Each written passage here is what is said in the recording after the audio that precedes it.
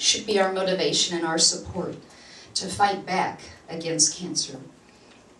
Some of us have been fighting for a long time and may not even realize it. For example, do you make sure that you eat healthy every day? Do you take time to exercise? Did you used to smoke? Did you help someone quit smoking? Have you ever volunteered for the American Cancer Society or another organization that helps to support cancer patients? Have you ever participated in Relay for Life? If you've answered yes to one of these questions, then you are fighting back. Any positive step that you can make for yourself, for someone else, sharing that good health information, volunteering, any of these positive steps is a positive step towards eliminating cancer. Now I'd like to introduce to you our speaker for this evening, and he's going to be sharing with us how he's been fighting back against cancer. His name is Scott Reinhardt. Scott was diagnosed in December of 2009 with stage 4 lymphoma and began treatments a little over a year ago, January 2010. As of now, Scott is proud to say that he is in remission. Please welcome Scott. Okay. Like I said, my name's Scott Reinhardt. I am a cancer survivor. I can't even begin to tell you what it's felt like the day I found out those 3 little words that everybody loves to hear, and that is that you have cancer. We've all been touched by cancer. My grandfather was diagnosed in 1984, and he was gone in 2 weeks from the day he was diagnosed. What I learned from him is cancer gives you a choice, and that choice is to fight or to give in. And that's only a choice that you can make, and you can choose to make. I never really forgave him for not choosing to fight until I got cancer. And then it became very crystal clear. Why am I here? What am I doing? And can I make a difference? Can I make a difference in my children's lives? Can I make a difference in other people's lives? And the answer is yes, we can. You do. Very much so. I wouldn't be here right now if it was not for the American Cancer Society and Relay for Life. I would have given up the moment I walked out of Dr. Ansari's office after he had told me that I have stage 4 lymphoma. Because there isn't a stage 5. And I kind of scratched my head. And I called my sister-in-law, who's involved with the Relay, and she goes, Scott, it just means that it moved from your throat to your lymph nodes. Oh. Well, he didn't tell me that.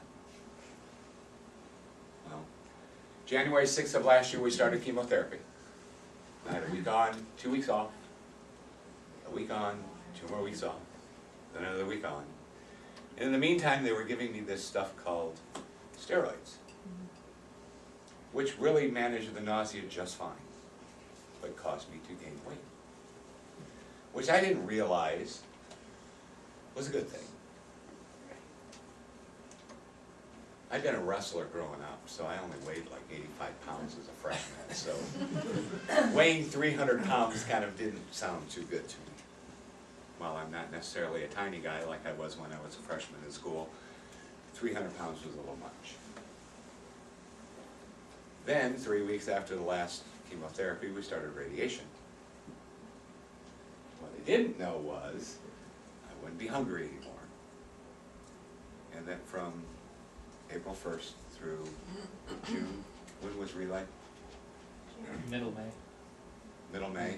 This one was 1st of June. I didn't eat anything. Maybe a couple milkshakes. Maybe some Ensure. That was it. So I dropped 120 pounds.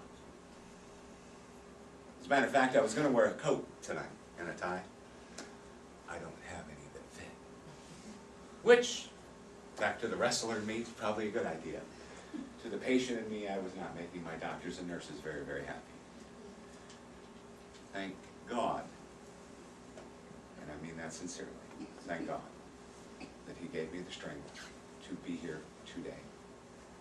I could not do this without Him. I could not do this without Relay. I can't begin to thank you enough. The information that's available from the American Cancer Society saved my life. If I'd have went and Googled stage 4 lymphoma, I would have probably given up in the hospital that day. But because I knew where to find that information, that it was available, that people came to my room and talked to me and let me know, you're going to experience this, and you're probably going to experience this, and your family might experience this, and you know what? It all happened. But it all happened in a good way. I'm a very lucky man. Very lucky. And for that I will forever be in your debt. But it can be beat. It can be beat. I'm standing right here. So, let's keep up the good work. And if there's anything I can ever do for any of you, please do not hesitate to ask. And you can get a hold of me through the Cancer Society. And I will be at your beck and call. Thank you very much.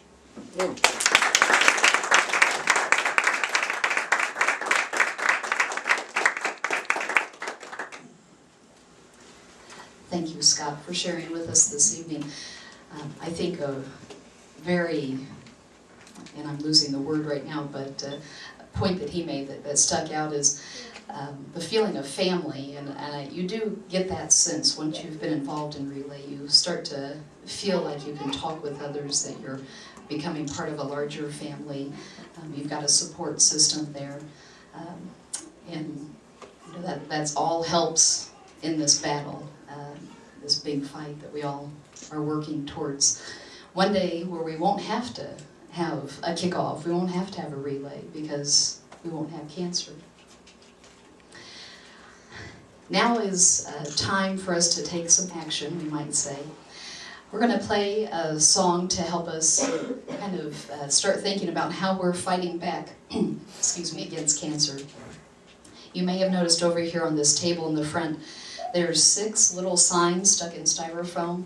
These signs represent different ways that you may have fought back or are fighting back against cancer. So as our music is playing, I would encourage all of you to bring your flags forward and stick yours into the block of styrofoam that best describes how you are fighting back, or perhaps how you want to fight back.